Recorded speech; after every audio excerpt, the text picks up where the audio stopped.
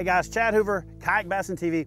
Let me talk to you about selecting a fishing rod and selecting a fishing reel, and more importantly, putting them together for a balanced combination. Now, choices for fishing rods and fishing reels abound. Depending on what marketing campaign and hype-driven marketing program you buy into, you could blow your mind with the number of choices that are out there. So I'm going to break it down really simple for you with what I think is the rod and reel combination you should start with, and then you can evolve from there. Now, a 7-foot rod is probably the best all-around combination for a combination of casting accuracy and the length for the leverage and casting ability that you're going to need for the majority of your presentations.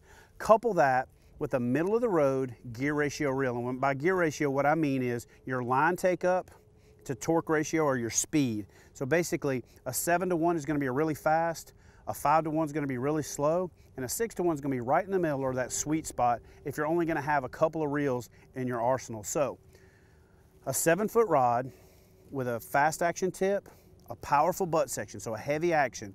There's a real close tie between the medium heavy and the heavy, and I'd kind of tip towards the heavy side because it's going to give you that power to pull that fish up out of heavy cover or move them away from structure when you need to get them in the boat.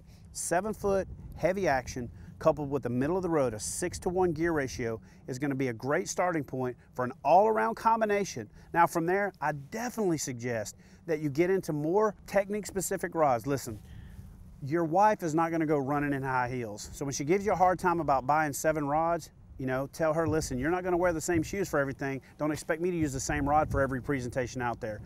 Crankbait rods are the best rods out there for crankbaits. Spinnerbait rods are great for throwing spinnerbaits. Frogging rods are perfect for throwing frogs long distances and pulling the bass up out of slop.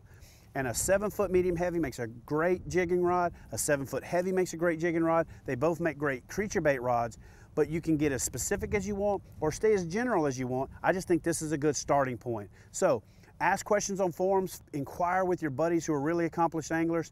You know, the longer the rod, it should be more about the presentation where you're moving the lure with the rod. The shorter the rod, it should be about moving the presentation with the reel. And then you can take that and deviate one way or the other to dial in your fishing style for the fish you pursue, the species you pursue, and where you fish for them.